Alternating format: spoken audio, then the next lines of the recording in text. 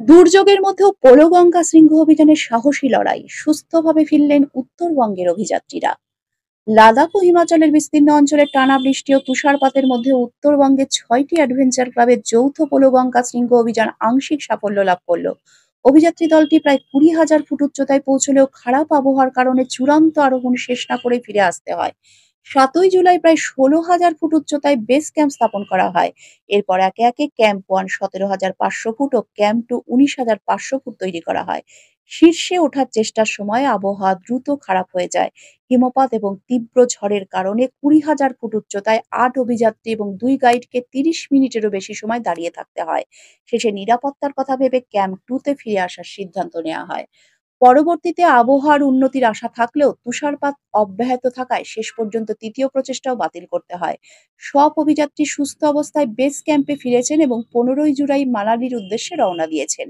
এই যৌথ অভিযান উত্তরবঙ্গের অ্যাডভেঞ্চার চর্চায় এক নতুন দিক উন্মোচন করল। একসাথে লড়াই, সহযোগিতা এবং সাহসিকতার এই গল্প নতুন উদ্যোগের পথ দেখাবে বলেই আশা করা হচ্ছে।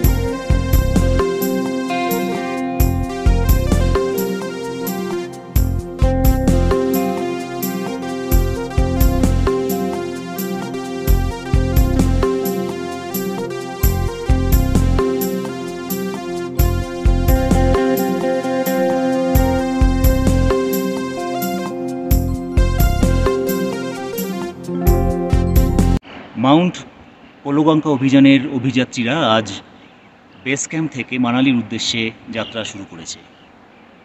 গত ১লা জুলাই উত্তরবঙ্গের ৬টি অর্গানাইজেশনের ১১ জনের যে দল মাউন্ট পোলোগঙ্গা শৃঙ্গের উদ্দেশ্যে রওনা হয়েছিল, সেই অভিযাত্রীরা আজ মানালির পথে।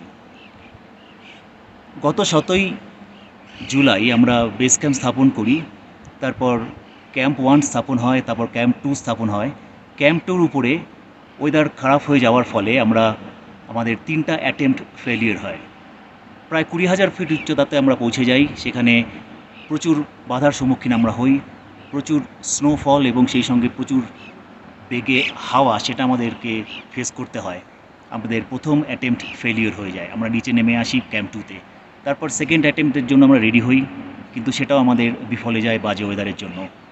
তারপর আমরা ক্যাম্প 2 থেকে ক্যাম্প 1-এ নেমে আসি। ক্যাম্প 1-এ নেমে আসার পরে আরেকটা অ্যাটেম্প্ট নেওয়া হয় যে ক্যাম্প 1 থেকে নেক্সট ডে, পরের দিন অর্থাৎ 14ই জুলাই আরেকটা সামিট অ্যাটেম্প্ট নেওয়া হবে, কিন্তু সেদিনও আমাদের সঙ্গে ওয়েদার সাথ দেয় না। অবশেষে আমরা বেস ক্যাম্পে নেমে আসি।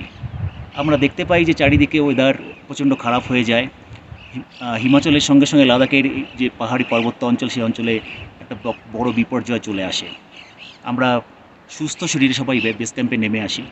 একটা কথা বলার, সেটা হলো যে এই যে ৩০০ মিটার থেকে আমরা ফিরে এসেছি, এটা আমাদের কাছে খুব একটা বড় বিষয় নয়।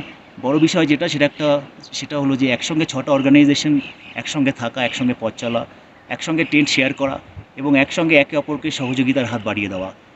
এই যে ব্যাপারগুলো আমাদের এই যে 11 জনের টিম, 6টা অর্গানাইজেশনের প্রত্যেকে খুব ভালো সেই লার্নিং সেটা তারা নিয়েছে এই অভিযানের পক্ষ থেকে। যারা নতুন এসেছে তাদের একটা বড় এক্সপোজার হয়েছে, যারা পুরনো তাদেরও অনেক অভিজ্ঞতা হয়েছে। আগামীতে এই যে একসঙ্গে পথ চলা, সেটা হয়তো আরও অন্যান্যদের উদ্বুদ্ধ করবে, এবং এই উদ্বুদ্ধ যে করবে সেটা এই উত্তরবঙ্গই কিন্তু আজকে পথ দেখালো। আগামীতে আমরা আশা করব যে এই ধরনের অভিযান আবার সংগঠিত হবে এবং সেখানে আমরা আমাদের বিজয় পতাকা তুলে ধরতে পারব।